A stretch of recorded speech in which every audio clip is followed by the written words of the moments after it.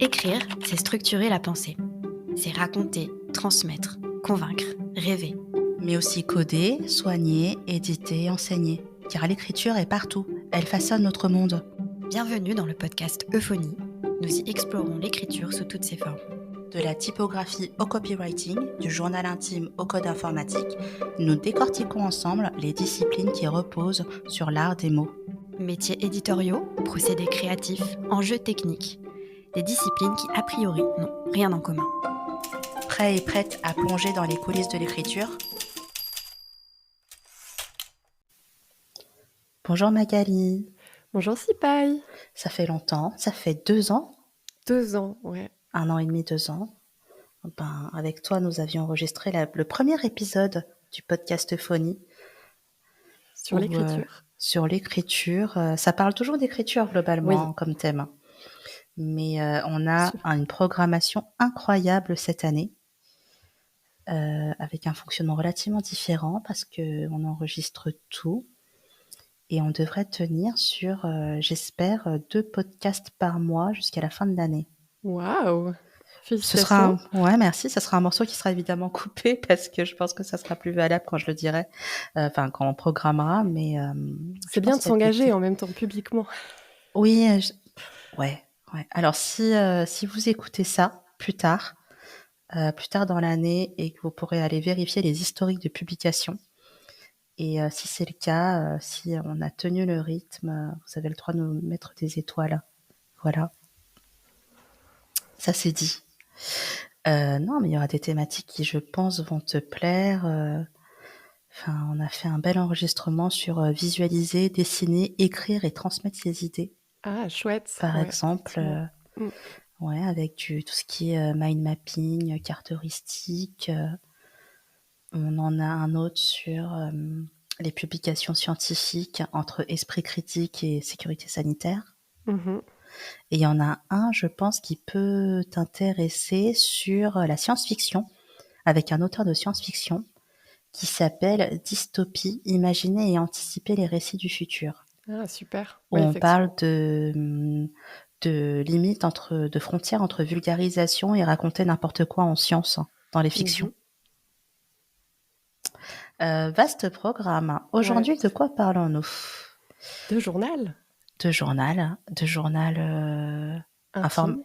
intime, parce que Ouais, faut préciser. précisons. Journaux intimes, se recentrer pour mieux extérioriser ses aspirations, inspirations. Ça fera l'objet du débat qui va suivre. Et d'un merveilleux jeu de mots qu'on va garder. Exactement. Ça sera très difficile à écrire dans le titre pour la publication, mais on va y arriver. Est-ce qu'on peut commencer par ta définition, la tienne, du journal intime? Mhm. Alors, journal intime pour moi, et je pense qu'on peut d'ailleurs en discuter, mais ça passe par le support écrit. Je dis qu'on peut en discuter parce qu'aujourd'hui, on pourrait se dire qu'avec le multimédia, on pourrait aussi inclure l'audio, la vidéo.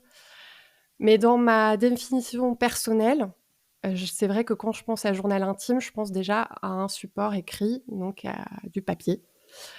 Après, on peut aussi, on en parlera sans doute, mais se dire qu'il y a aussi les applications numériques. Aujourd'hui, tu peux écrire ton journal sur ton ordinateur, il y a des applications dédiées qui existent. Mais dans ma définition et dans mon expérience personnelle, le journal intime, ça commence par de l'écriture manuscrite et de l'écriture manuscrite faite dans un contexte purement personnel. Alors là aussi, je pense qu'il y a des fils à tirer parce qu'aujourd'hui, le journal intime existe aussi à travers les réseaux sociaux et se partage. Mais en tout cas, dans l'intention première, il y a pour moi, ce travail d'écriture personnelle où tu vas te confier sur le papier. Après, voilà, Sipaï, on peut je pense qu'il y a des fils qu'on peut tirer autour de cette définition parce qu'il y a des tiroirs, en fait, je trouve intéressant dans cette définition. Peut-être que ma définition, là, que je viens de te donner, elle est déjà trop restreinte, mais en tout cas, elle est liée à moi, à mon expérience personnelle du journal intime. Du coup, comment je pratique le journal intime, peut-être que cette définition, Je, elle est trop fermée? en fait, je pense que tu as répondu au brief, en quelque sorte, parce que la question, c'était la définition du journal intime.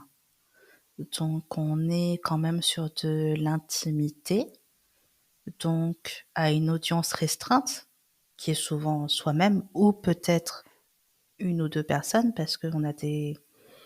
Je pense qu'on a certainement dans l'histoire des gens qui ont écrit des journaux intimes, mais peut-être à destination d'un cercle proche. Ou même à Euh, destination de la publication. Ça a été le oui, cas, pour des tailleuristes, super connus comme Anaïs Nin, mm, ou Claude Mauriac, le fils de François Mauriac, ou même Anne Frank, à un moment, qui oui. a commencé à éditer son journal intime parce qu'elle pensait à une édition, à un partage futur.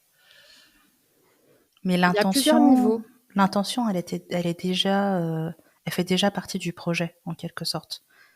Et oui, il y a un mélange entre les sujets sont intimes, mais à diffusion plus large.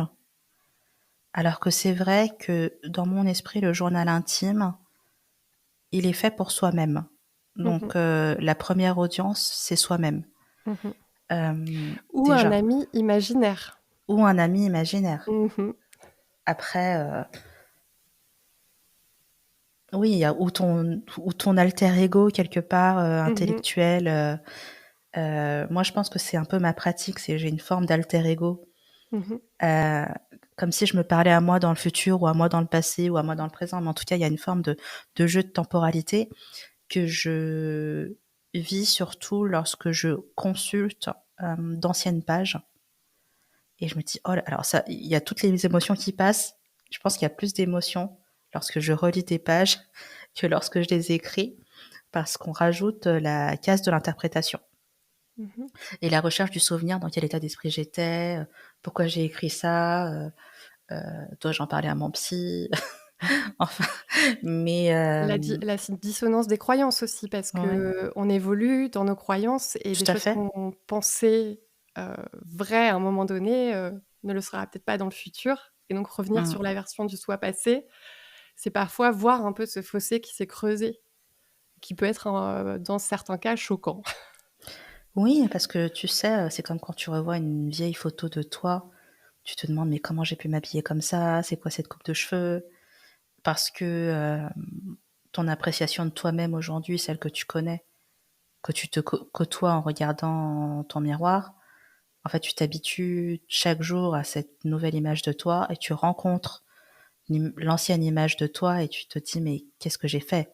Que s'est-il passé?» alors que c'est normal d'évoluer et pour revenir aux multimédias, hem, tu vois, je pensais par exemple à tout ce qui était boîte noire, enregistrement pour, qui sont plus des journaux au sens, historique, créer des historiques d'un vécu Mmh. parce que, tu vois, il y a une grosse tendance, à mi-chemin entre le journal intime et le scrapbooking, qui a donc pris le terme un jour de journaling, mais où tu vas mettre, des souvenirs, type carnet de voyage avec des Mmh. notes un peu intimes et cetera. Enfin, cette espèce de patchwork, souvent manuscrite, mais là, on est plus sur de la documentation de la journée ou d'une journée, documentation de sa vie. Et peut-être on peut faire la différence entre la documentation de son vécu quotidien et l'expression de quelque chose qui émane de toi. Enfin, je cherche mes mots encore. Il y a la dimension esthétique aussi, le fait de travailler sur l'aspect visuel. Je pense qu'il y a, en tout cas dans ce qu'on voit aujourd'hui, dans Mhm. l'appropriation du support journal, tu vas avoir les personnes qui vont rentrer par la documentation manuscrite et les personnes qui vont rentrer par la documentation plus visuelle. Et je Oui, pense qu'il y a une grosse influence aussi de l'esthétique du journal sur les réseaux sociaux, euh, qui peut du coup influencer sur comment tu t'appropries l'outil aussi. oui. Et je pense que c'est bien d'avoir différentes. Parce que tu vois, dans mon journal intime où j'écris, peut y avoir des choses collées dedans, Mais je dirais que le journal intime, pour moi, euh, il doit avoir quelque chose de plus spontané. De moins, qui n'est pas dans le contrôle d'un certain rendu. Ouais, Contrairement, parce que tu vois, là, par exemple, j'ai commencé un projet de journal audio, qui est plus de la documentation. Alors, c'est un prétexte, en réalité, pour travailler mon élocution et ma d'accord. diction. Mais j'espère que ça va marcher. On verra dans un an si le traitement a marché.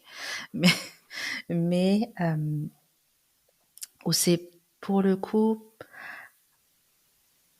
un, c'est pas intime, hein.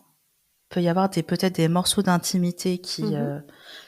qui font la note de départ, mais c'est pas intime, et surtout il y a une forte contrainte de forme parce que c'est à destination de quelqu'un d'autre, même s'il y a des morceaux de moi dedans, ça doit surtout être audible, euh, Donc tu avec penses déjà je- je- au al- partage. au partage. Mhm. Alors que pour moi, le journal intime, étant donné que soit il est partagé à moi-même, soit à un cercle intime, ou soit à personne, parce que tu peux aussi ne jamais consulter ce que tu fais, euh, et ben il faut qu'il soit chaotique un peu. Oui. Moi, je vois totalement mon journal comme un brouillon. Mm. Et je crois que le fait de le voir comme ça m'aide aussi à enlever la pression. Parce que face à un journal, on peut parfois, justement, ça nous renvoie, quand on est face à la page, on est face à un écrit aussi, un écrit futur, et ça nous renvoie à notre relation à l'écrit plus largement, à l'expression. Et beaucoup de personnes avec lesquelles j'échange, moi, qui peuvent avoir des pratiques d'écriture dans des journaux, vont parfois être bloquées par le fait de s'exprimer. Même si c'est que pour eux-mêmes, il y a cette pression de l'expression. Et Mm. l'autocensure peut parfois être assez grande et revêtir plein de visages différents. Et le fait de revenir à cette intention d'avoir juste un brouillon, en fait, de se dire c'est un brouillon, ça permet de dédramatiser beaucoup de choses. J'ai une question. Est-ce que quand tu penses, euh, l'action de penser, est-ce que tu verbalises ta pensée? Ou est-ce que quand tu lis à haute voix dans ta tête ou pas? Beaucoup, oui. Beaucoup? J'essaie de mettre un coussin d'air parfois entre les pensées que j'ai et le fait de pas toujours dire ce que je pense ou de réagir de manière trop instantanée. Mhm. Pourquoi est-ce que tu me poses cette question? En fait, parce que par rapport à quand on écrit, parce que je me dis Mhm. sur l'expression, euh, comme c'est une forme d'expression écrite de ses pensées, moi je me rends compte souvent que alors j'ai envie d'écrire dans mon journal, j'ouvre la page, et en fait je sens que j'ai du mal à verbaliser une pensée, que j'ai un sentiment, parce que c'est tellement brouillon que c'est déjà un travail en soi de rassembler les mots qui pourraient exprimer un concept que j'ai dans mon cerveau, et l'écrire. Et en plus, ça m'impose déjà une certaine forme parce qu'il faut faire des phrases. C'est déjà un peu fatigant. Et c'est pour ça que je te pose cette question, parce que je me suis posé la question de quand je lis, en fait, je lis pas vraiment à haute voix dans ma tête, juste je lis.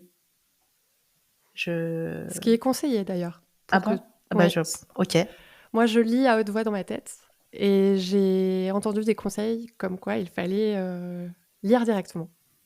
Ne pas avoir cette voix dans ta tête qui lit. Ça faciliterait la lecture et la rendrait plus fluide. Ouais. Après, je sais pas si je lis dans ma tête, mais je vais avoir des portes qui s'ouvrent pour avoir des réflexions, une conversation qui va s'engager avec l'auteur ou l'autrice. Ouais. Euh, et je crois sur le fait d'articuler ses pensées, parce qu'il y a aussi la dimension des émotions. Parfois, tu vas ressentir une émotion et ne pas vraiment comprendre ce qu'il y a derrière et devoir faire ce travail de recherche Mm. pour essayer de démêler, tiens, qu'est-ce qui s'est passé, pourquoi j'ai telle émotion.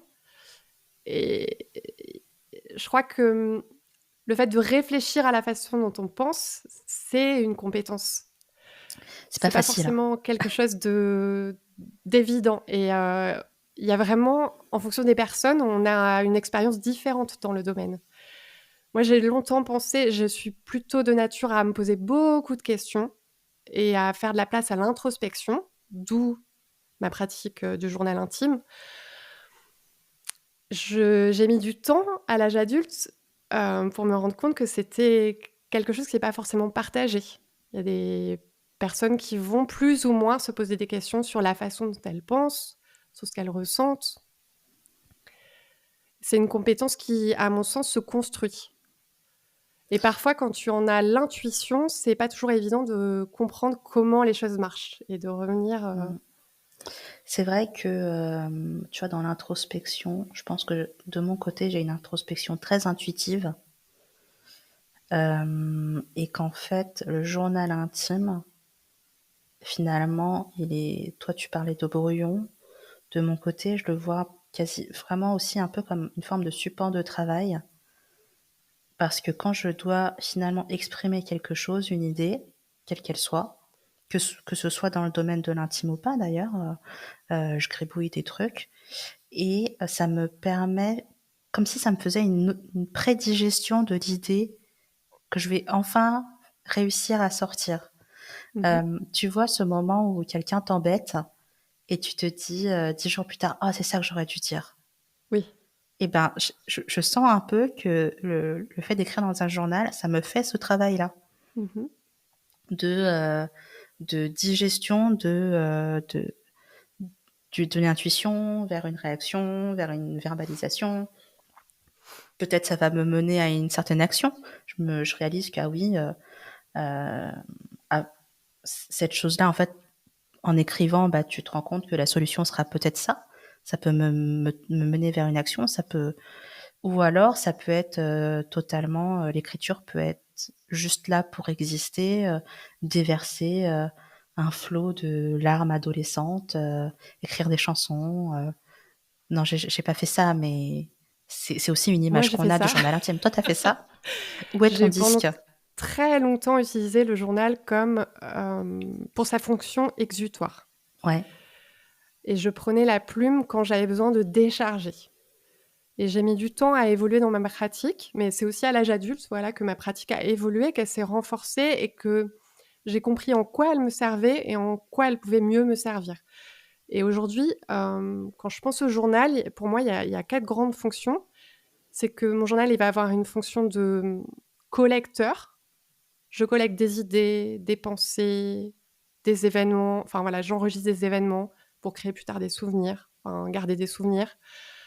Je collecte des informations sur les lectures que j'ai, sur les conversations que j'ai eues. Donc il va vraiment y avoir cet aspect de capture, collecte.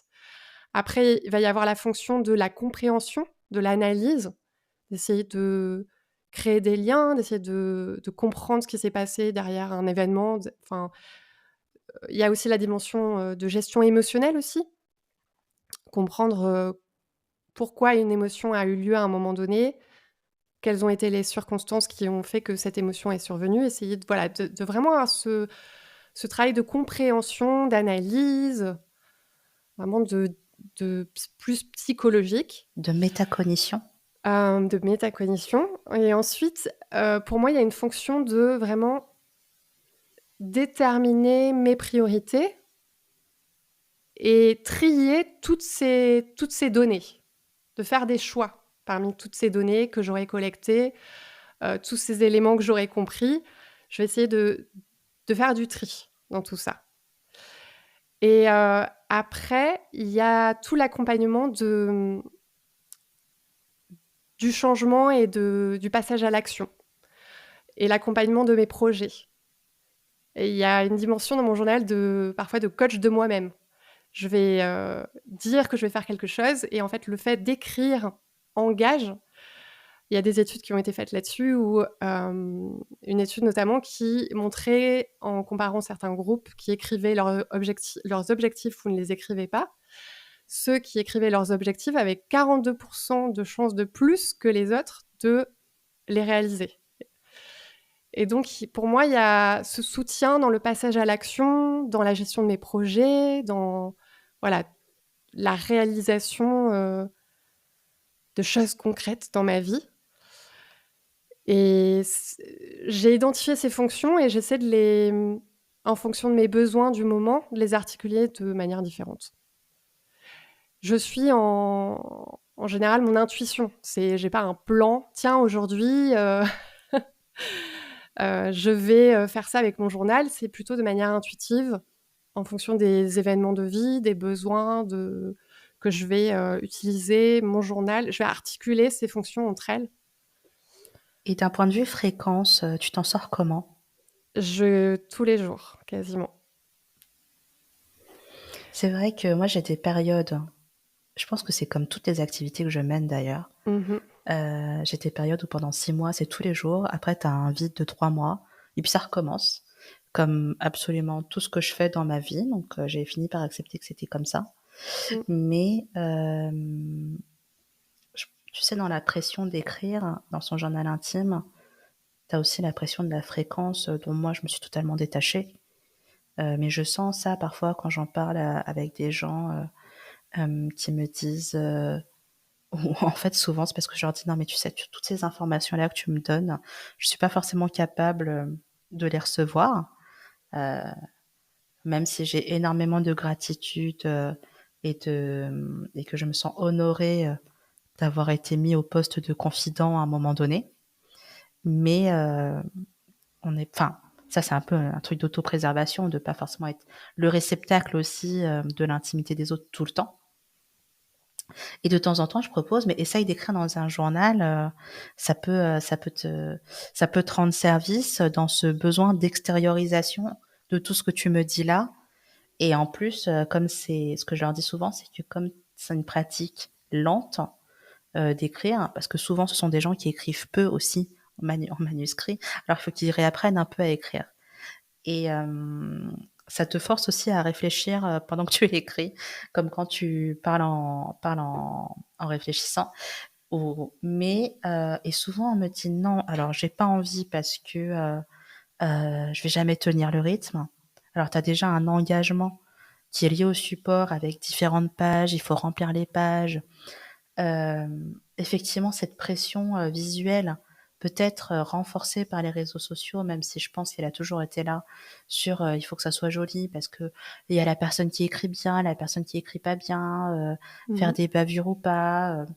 Moi, j'ai des hachures dans mon journal, je n'ai aucune pitié avec ça. Il y a l'héritage de l'école aussi qui Et joue oui, c'est énormément. exactement ce dont je parle. Voilà, c'est ça. Ouais. Le souci de bien faire. Mmh. En plus, à l'école, tu commençais par écrire la date au tableau, donc c'est un peu tu as un peu ce schéma-là aussi, qu'est-ce que je fais aujourd'hui? Hem, on m'a déjà dit: «Ah non, mais j'ai pas envie d'écrire cher journal», et je dis: «T'inquiète pas, moi j'ai jamais écrit cher journal».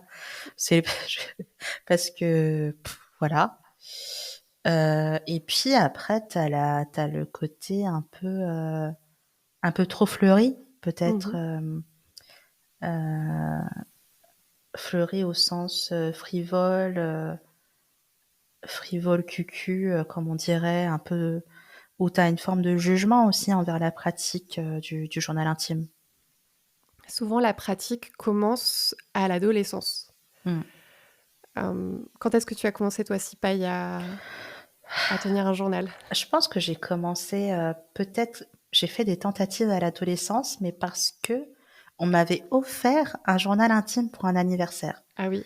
Pour un anniversaire, on m'avait alors c'était un journal intime d'idole, je précise, avec un petit cadenas. Oui, oui. Avec un petit J'ai eu ça cadenas, aussi. et je m'étais dit: «Mais c'est nul ce cadenas, tout le monde a le même cadenas», enfin bref, je trouvais déjà que c'était du toc, et donc comme on m'avait donné ça, alors j'écrivais la date, j'essayais d'être assidue, mais mais je trouvais ça nul, enfin nul au sens où ça m'apportait rien, enfin je trouvais je voyais aucun intérêt à ce que je racontais dedans. Dire, «Bah, bonjour, j'ai mangé ça au petit-déj», ça ne m'intéressait pas. Et je crois qu'aujourd'hui, j'ai toujours ce côté-là où parfois, on a l'impression que j'ai rien à raconter, mais en fait, c'est juste que ce que je pourrais raconter, je trouve ça pas intéressant, pas notable dans ma vie. Et Parfois, il faut passer par là, moi, je ouais, trouve, par le fait d'écrire des banalités. moi j'aime bien commencer par la météo. J'écris juste la température, le temps dehors, et avec souvent une petite note: «Ah, enfin du soleil». Et et après j'ai recommencé, je pense, il y a 5-6 ans ou un peu plus, où là je suis devenue plus régulière, mais justement en me détachant beaucoup de la forme, et aussi en fait en comprenant que au début j'avais commencé par faire du bullet journaling, c'était plus pour la partie organisationnelle, et je me suis rendu compte que mettre à plat par écrit les choses, ça rangeait ma tête. Mmh. Et là, juste, comme si je faisais une cartographie, au sens où je mettais, il y a des gens, en fait, je pense qu'ils font ça avec des post-it, mais sans s'en rendre compte, où ils mettent toutes leurs idées sur des post-it, Mmh. ils les mettent sur un mur et ils trient, et pour moi, c'est un peu juste une forme différente. Ouais, Ou alors j'écris aussi les choses que je pourrais pas dire à d'autres gens. Mais là, oui. je dis pas trop, sinon les gens vont vouloir lire mon journal. On va couper ce passage. D'accord, d'accord. Ouf, ça sera pas dans les publications, dans 30 ans. Moi, j'ai commencé à tenir un journal à l'âge de 12 ans Ouais. et c'est l'inspiration d'Anne Frank qui m'a, Mmh. vraiment propulsée dedans. Je pense que si j'étais pas tombée sur les journaux d'Anne Frank, donc j'étais tombée à la bibliothèque sur les journaux d'Anne Frank, une édition de Kalman Levy où ce sont tous les journaux d'Anne Frank auxquels tu as accès. D'accord. Donc la plupart du temps, quand tu lis le journal d'Anne Frank, c'est la version qui a été éditée par son père. Par auto. Oui, par Otto Frank. Mmh. Et d'ailleurs, on a longtemps dit qu'il avait beaucoup censuré sa fille. Et quand tu compares les versions, celle qui s'est censurée le plus, c'est elle-même. Donc, elle a écrit une première version, brute, et moi, j'étais tombée amoureuse de cette version-là parce qu'elle correspondait à la parole d'une adolescente. Mmh. Donc, ça résonnait vraiment. Je me disais, ça pourrait être moi qui aurais pu écrire ça. Enfin, voilà, elle me parlait directement. Et c'était une version plus ingénue, plus vraiment spontanée. Et ensuite, elle avait entendu à la radio elle avait entendu parler d'un appel à des supports écrits pour apporter des témoignages autour de la guerre et des vécus autour de la guerre. Et à ce moment-là, elle s'est dit, tiens, elle avait des aspirations d'écrivaine. Et elle s'est dit, ah, je pourrais utiliser mon journal et le partager dans le futur. Et donc, elle a commencé à éditer son journal. Et c'est intéressant parce qu'elle a enlevé des choses qui étaient croustillantes ou qui étaient beaucoup plus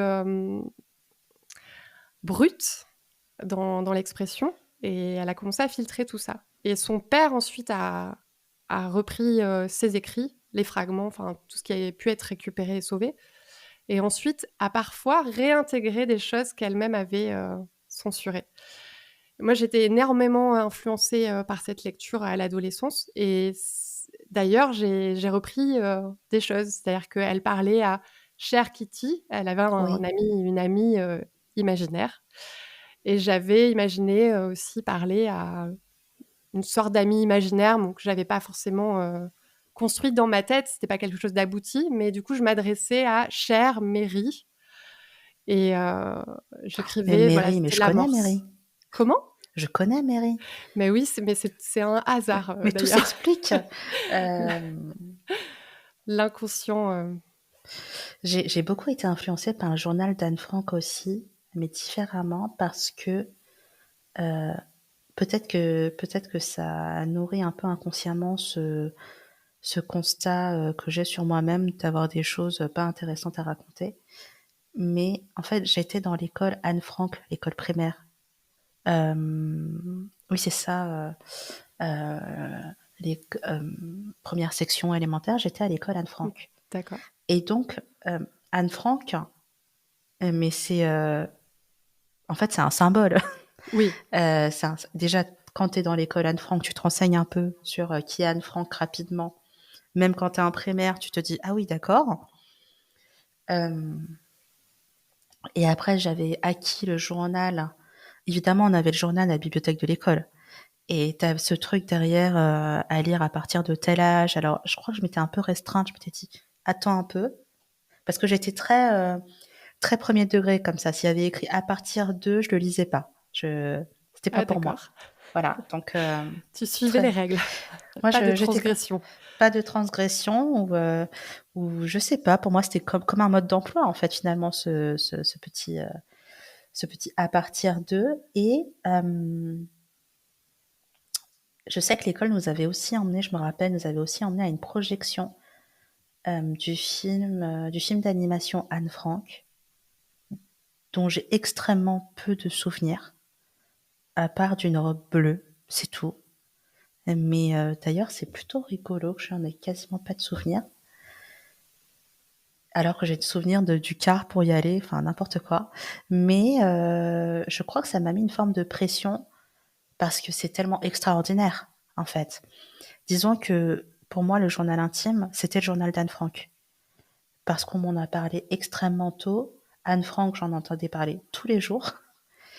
Et on avait des photos d'Anne Frank dans le hall de l'école. Et vraiment, c'était...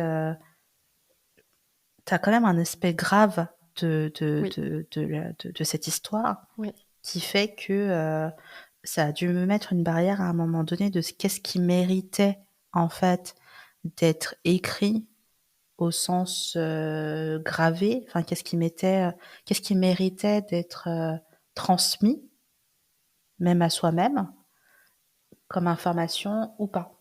Et c'est vrai que plus tard, dans la vingtaine, je suis allée à Amsterdam et j'ai refusé qu'on visite la maison d'Anne Frank parce que je m'étais dit non, j'ai pas encore digéré toutes ces informations et ça m'a donné envie de relire d'ailleurs le journal d'Anne Frank en me disant en tout cas les journaux, quelle que soit la version que je trouve, en me disant que peut-être qu'aujourd'hui, à mon âge, j'aurais une vision différente. Mais je me rappelle très bien de Cher Kitty et je me rappelle que ça me mettait pas mal la pression sur ma pratique de l'écriture en général. Je conseille, moi, de lire les 3 versions parce Ouais, que c'est intéressant de voir comment elle a construit, comment finalement la version finale a été construite. Celle, celle que lit la plupart du temps le grand public. mhm, C'est une version éditée. oui. Et donc quand tu en prends conscience, peut-être que ça enlève de cette pression. Mais en plus, ça a été édité parce que tu parlais de la censure, de l'autocensure de Anne Frank. C'était son édition lorsque elle voulait répondre à un besoin de documentation de la guerre. Tout à fait. Alors que Otto Frank, son père, a aussi été dans une démarche certainement plutôt hybride entre documenter la guerre, mais documenter la vie de sa fille aussi. Tout à fait. Mm. Mm. Ce qui est deux choses vraiment très différentes. Parce que... Et peut-être que Anne Frank nous a influencé d'autres personnes, a insisté aussi sur cet aspect de journal d'adolescent aussi. Mais je suis pas sûre qu'elle avait un joli cadenas mignon par contre. Non. Peut-être, on ne sait pas. Peut-être pas. Elle a commencé à écrire dans un premier journal qu'on lui avait offert à un anniversaire. Mm. Et ensuite, elle a fini et elle a dû le compléter par l'écriture dans des cahiers et ensuite sur des feuilles volantes. Et d'ailleurs, c'était un sujet pour elle de réussir à trouver un support. Il y avait une personne qui les aidait dans leur clandestinité et qui lui a transmis du coup de quoi écrire. Oui. C'est la personne d'ailleurs qui ensuite a récupéré ses écrits et les a sauvés. En tout cas, ceux sur lesquels elle a pu mettre la main. Oui. Mais peut-être que je m'avance, mais je fais une expérience en ce moment d'écrire avec Anne Frank, donc de relire ses journaux et d'essayer d'écrire à sa manière. Et il me semble que la première version, donc sa version spontanée, elle écrit davantage sur ses relations avec les autres, vraiment ses relations interpersonnelles. Et c'est une version qui est plus vraiment centrée sur son expérience. Et ensuite, dans la deuxième version, elle a essayé d'amener ce côté documentation de la guerre dont tu parles, où elle rajoute plus de contexte. Mais souvent dans les journaux d'adolescents, je lisais d'ailleurs dans un livre que je suis en train de lire sur l'adolescence, un exemple de journal d'adolescent qui va raconter j'ai croisé Brandon dans les couloirs du collège. Aujourd'hui, il ne m'a pas regardé. Ce midi, j'ai mangé avec Samantha. On a parlé de telle situation. Et ah oui, et puis au fait, l'homme a marché sur la Lune. Tu vois, il y a cette espèce de hiérarchisation des priorités où tu vas penser à tes relations interpersonnelles, ta vie dans laquelle tu es plongé, et ensuite le décor, le contexte plus large. Et souvent, le journal d'adolescence, c'est ça. Et moi, je sais que pour avoir ensuite tenu un journal dans toutes mes années adolescentes qui était très axé sur il s'est passé le tel truc avec machin chouette. Enfin, j'ai des souvenirs en même temps que je suis contente d'avoir sur la première fois que je suis allée au ciné avec des copines. Donc, j'ai gardé de manière cérémonieuse le ticket d'entrée. Et donc, j'avais fait toute une entrée là-dessus. J'ai gardé ensuite cette idée que le journal, c'était quelque chose que tu pratiquais à l'adolescence. Et ensuite, quand je suis passée à l'âge adulte, je me suis dit que j'arrêtais de tenir un journal alors que j'ai continué ma pratique et continué à écrire, mais j'avais juste changé l'étiquette. Et j'avais changé de support, j'écrivais dans un agenda, c'est plus un cahier à fleurs. Et j'ai mis un temps ensuite à intellectualiser que ce que je faisais, cette écriture de l'intime, c'était, voilà, ça s'appropriait au fait de tenir un journal. Et c'est ensuite, quand je me suis réapproprié cette démarche, que j'ai commencé à davantage l'ancrer dans ma vie et en faire une pratique quasi quotidienne.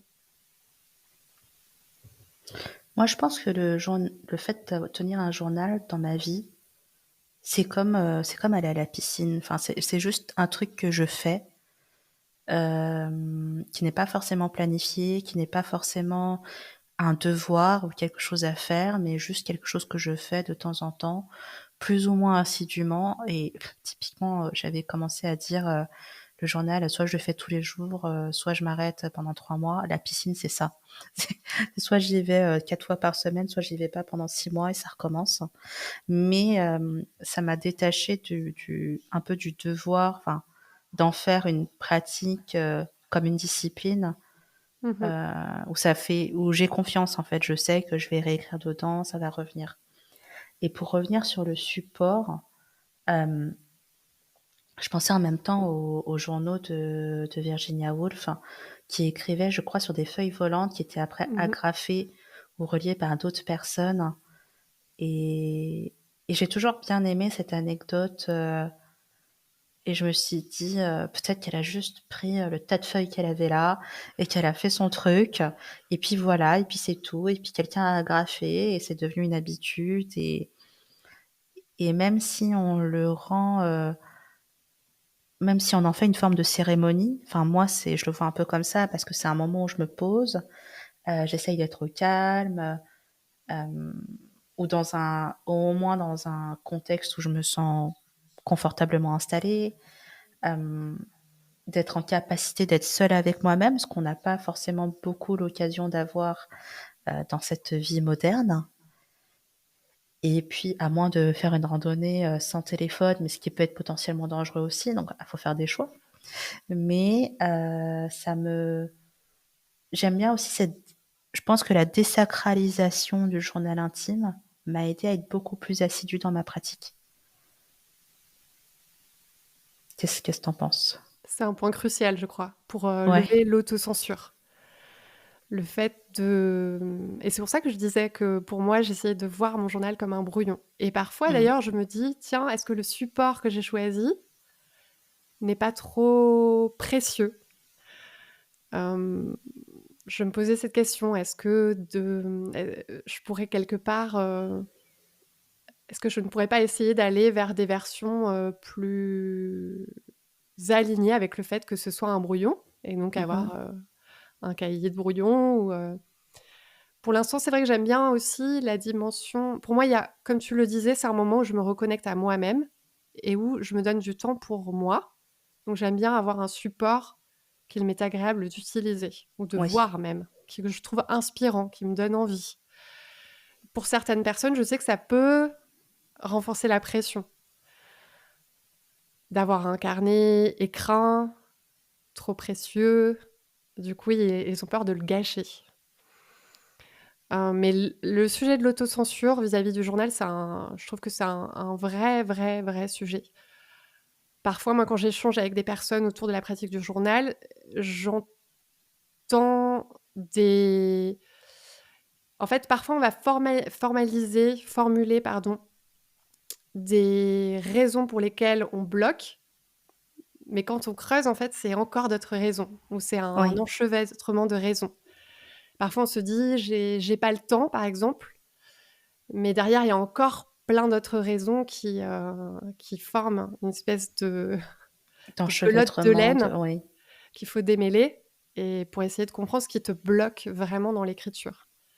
Mais je trouve ça intéressant parce que le journal intime, quand on entend les réticences, il peut y avoir une réticence ou une envie, mais une absence d'action aussi derrière. C'est que c'est comme s'il y avait une forme de concentration de plein de problématiques de sa propre vie dans le fait de tenir un journal ou pas. Il y a on a parlé beaucoup de l'expression écrite, de la mise en forme de ses pensées, est-ce que je documente ou est-ce que je me confie, à qui je me confie, euh, mais pourquoi faire, etc. Est-ce que c'est un brouillon? Mais, euh, mais tu vois, cet objet-là, je l'ai beaucoup entendu. Ah, j'ai peur d'abîmer le journal, j'ai peur d'abîmer le carnet. Et t'as le rapport à l'objet, t'as le rapport peut-être à l'argent, parce que t'as dépensé une certaine somme dans peut-être un joli carnet, ou le rapport que t'as, le lien que tu peux avoir avec quelqu'un d'autre. Si c'est un cahier qu'on t'a offert, tu veux pas l'abîmer parce que c'est un cadeau, t'essayes de pas abîmer les cadeaux, tu vas en prendre soin. Euh, ton, Le ton, ton, rapport à l'écrit ton aussi. rapport à l'écrit en général, Mm. euh, j'aime bien le côté rituel. J'aime bien le fait d'avoir un cahier spécifique qui est dédié à ça. J'aime bien le fait d'avoir un le stylo préféré du moment pour le faire. Et en même temps, enfin, je pense que je n'en prends absolument pas soin.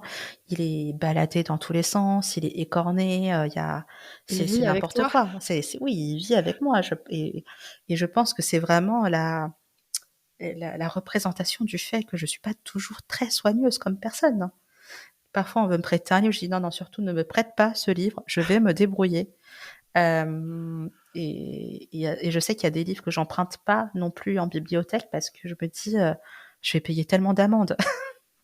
Mais parce que plus je tiens aux choses, plus je les abîme parce que je les use.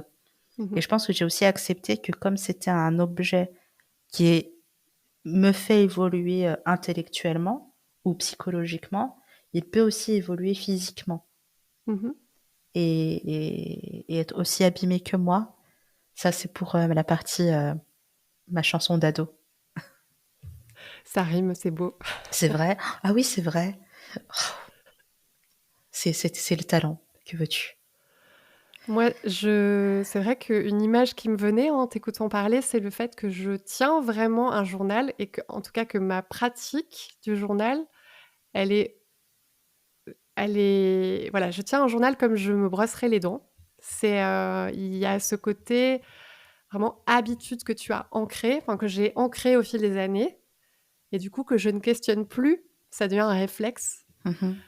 Et je crois qu'une fois que tu l'as ancré comme habitude, c'est vrai que ça devient, voilà, ton journal devient un objet du quotidien qui t'accompagne, comme tu le dis, avec toi. Oui. Oui, c'est un objet du quotidien comme une brosse à dents et ça fait c'est une hygiène intellectuelle aussi, hein. Voilà. C'est,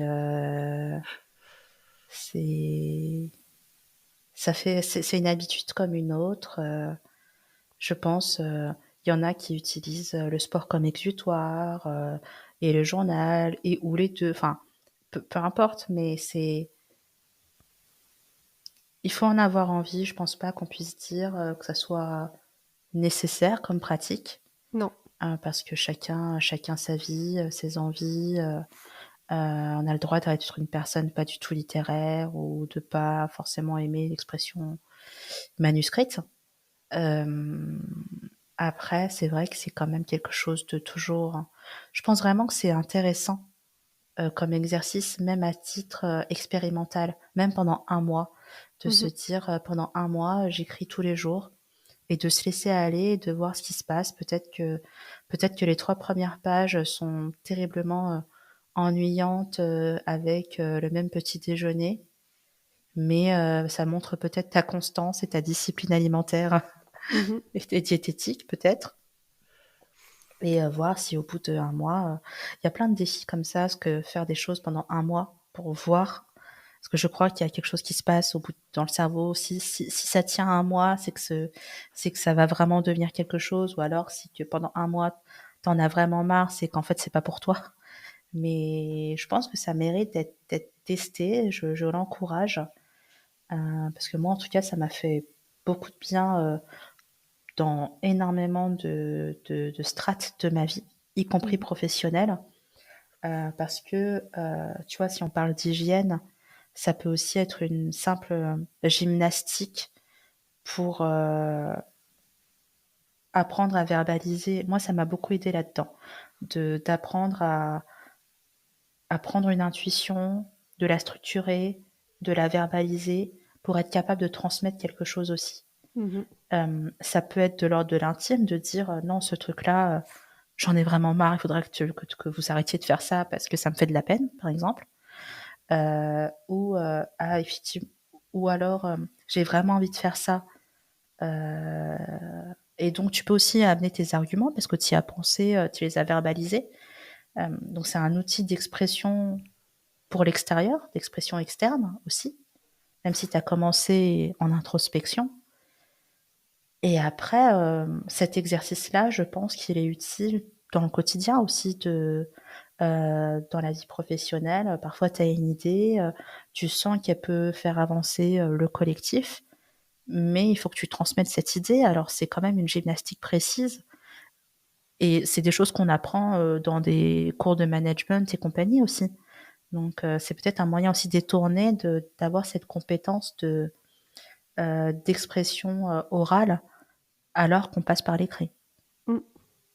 Je crois que c'est un outil aussi qui ou un support qui peut nous aider, comme tu le dis d'ailleurs, à mieux fonctionner avec les autres. Mmh. À prendre un temps pour soi, pour ensuite pouvoir mieux fonctionner en société. Et c'est vrai que dans les idées reçues sur le journal, il y a parfois le fait que c'est un support nombriliste, où tu vas ne penser qu'à toi, tu vas médire sur les autres. Tu penses qu'à toi, mais tu parles beaucoup des autres. Oui, voilà, Ouais. ouais, je trouve qu'il y a vraiment cette dimension de les autres et moi à travers le journal et comment est-ce que j'analyse, je décortique, je comprends que la façon dont se jouent des relations et comment les améliorer, comment, contribuer aussi. Ouais, c'est pas, il y a tellement de choses à faire et puis, il y a aussi une chose sur laquelle j'ai envie d'insister, c'est la satisfaction d'avoir fait ces pages. Enfin, quand tu termines, ta session qui moi je me mets pas de critères, j'ai pas de critères de page ou quoi que ce soit, ni de Mmh. critères de temps, rien. J'y vais, parfois il y a 4 lignes et je suis très heureuse et en fait, je pense que c'est un peu comme le sport encore, c'est un peu cette endorphine facile d'avoir fait ce que tu avais à faire.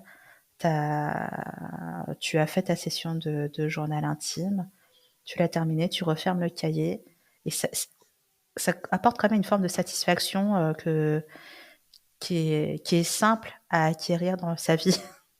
Mm. Le fait d'extérioriser va Mm. t'apporter une forme d'apaisement, de Oui, soulagement. qui est peut-être moins cher qu'une séance de psychologie, mais ça ne sera pas remboursé quelle que soit la situation. Ça, je suis Mm. désolée. Ton carnet, non, ton carnet Tout n'est carnet. pas remboursé par l'assurance maladie. Non. Et puis, par contre, il y a plein de bons plans pour avoir plein de carnets moins chers. Si vous avez peur d'abîmer votre carnet, vous pouvez faire comme plein de gens, faire sur feuille volante et agrafer après. Et ensuite, attacher un papier que vous aimez bien autour, ça vous fera une belle couverture. Mais j'ai envie de conclure là-dessus, d'encourager à essayer. Ouais. Pour les personnes qui pratiquent déjà le journal intime, peut-être éventuellement prendre du recul sur sa propre pratique et de prendre conscience pour mieux en profiter aussi du bénéfice que ça vous apporte. Comme ça, vous pouvez vous dire oui, ça me fait vraiment du bien et encore plus en profiter. Et souvent, ce qui fait du bien à soi fait du bien aussi aux autres, aux gens autour de nous. Et après, les autres, tentez en fait, tentez. Et peut-être si vous avez peur d'écrire, essayez de commencer sur votre téléphone, c'est toujours ça de prix. Ou mais essayez cet exercice de mettre à plat ce que vous avez dans votre tête. Je pense que l'humanité vous remerciera. On peut commencer aussi de manière ultra minimaliste. Il y a Oui. des personnes qui vont écrire juste une ligne par jour, ou ça peut être même des mots-clés. Si Mm. on a du mal à articuler, à écrire de vraies phrases, ou si on a peur de mal écrire, on peut aussi commencer par mettre sur le papier juste quelques mots ou des associations d'idées. Ou voilà, on n'est pas toujours obligé aussi d'avoir un format écrit super abouti. On n'a pas toujours... Il y a certaines personnes qui n'ont pas forcément de facilité à exprimer leurs idées ou les relier entre elles, donc ça peut être un point de démarrage. Une ligne par jour. Vous pouvez aussi vous donner des prompts, comme on dit dans le monde moderne. Mhm. Donc des déclencheurs. Le mien, c'est la météo. Un peu comme la discussion d'ascenseur. Oh, il fait beau aujourd'hui. Et sauf que je tiens la jambe de la personne dans l'ascenseur, qui est souvent moi-même, dans les pages qui suivent. Mais ça permet d'établir le contact, tout comme quand Ouais. tu parles de la météo avec ta voisine. Mm. Ça met un contexte aussi. Moi, j'aime bien, par exemple, j'aime bien commencer par quelques lignes de contexte. Je mets la météo, la température, peut-être un fait d'actualité, parce que je pense aussi au mois du futur pour me repérer dans le temps. Parce que j'ai compris que j'aimais bien retourner dans le passé et revoir les choses. Et puis souvent, au bout d'un moment, en fait, on se surprend. C'est, ah bah tiens, j'ai fait 3 pages.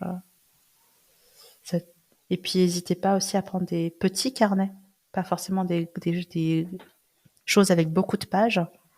Par exemple, je sais que de mon côté, j'aime les choses avec peu de pages parce que c'est plus facilement transportable aussi. Donc, vous pouvez penser simplement à la logistique. Mm. Moi, j'ai commencé avec des petits carnets, des carnets de Mm. poche, Mm. ou même des agendas. Je prenais les dates qui étaient pas... les dates du passé. En fait, j'écrivais à rebrousse-poil en repartant dans le passé pour utiliser des pages que j'avais pas remplies. Ah Donc, oui. ça me donnait l'impression d'utiliser un carnet et de mieux le respecter, entre guillemets, parce que je ne gâchais pas les pages. Souvent, les agendas que tu commences sur une année, tu vas pas remplir tous les espaces. Donc, j'essayais de combler les trous. Mm. Ça me donnait l'impression de... Mais tu vois, sur mon agenda, parce que j'ai un journal intime où j'écris, mais sur mon agenda, il est un peu hybride journal intime parce que souvent dans une autre couleur, de temps en temps, j'écris un truc, une émotion, quelque chose. Je la date en fait. Je date un événement de ma vie. Et ça m'a été inspiré des lectures de... Zut, j'ai un blocage. T'as Comment un s'appelle trou? cette personne? Euh, euh, Annie Ernaux? Oui. Oui, ça y est. Qui, où où de temps en temps, dans ses écrits, il y a écrit ce jour-là dans l'agenda, il y avait écrit que, et tu sens que elle se repositionne dans le temps. Et ça m'a beaucoup inspirée Mmh. là-dessus, de dire quand il y a un fait de ma vie entre guillemets notable, je le mets en parallèle en fait avec des choses banales comme déjeuner avec machin et oublie pas d'acheter des oignons et telle réunion à telle heure. Et, et en fait, parce que mon agenda, je regarde aussi ce que j'ai fait avant, souvent, pour savoir ce que je dois faire après. Oui. Mais ça me donne du contexte et ça me permet aussi simplement de me rappeler que ce jour-là, oui, j'ai pas fait grand-chose, mais oublie pas, tu avais la migraine en fait, c'est pas grave. C'est une forme d'auto remise à plat, remise en contexte ou Mmh. d'outils de prise de recul sur les faits de la vie. Mm. C'est pas mal en fait comme pratique le journal intime. Ça me paraît plutôt intéressant. Ça me paraît pas mal. On a largement dépassé le temps, Magali. On va être obligé de s'arrêter là. Mais c'est toujours un plaisir de discuter avec Bah oui, toi. pareillement, Sipaï, ça m'a fait super plaisir. Il y aurait Euh, tant de choses à dire encore, non, mais mais encore, oui, mais après, au bout d'un moment, on fatigue il faut aussi. cadrer. Faut cadrer. Merci aux auditeurs et auditrices. Je vous dis à bientôt pour un nouvel épisode. C'est un épisode du podcast Phonie qui est produit par l'agence Assonance. Donc, moi, c'est Sipaï. De temps en temps, vous pouvez entendre aussi Hélène, qui est donc la co-animatrice et aussi productrice du podcast. Nous étions avec Magali, que nous pouvons retrouver sur... Alors, on peut me retrouver sur YouTube avec ma chaîne Mérigraphe et lire ma lettre créative.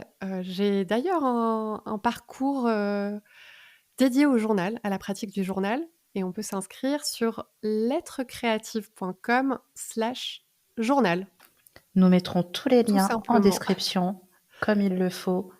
Et merci encore et à bientôt. Merci à toi, Sipaï, à bientôt. Salut.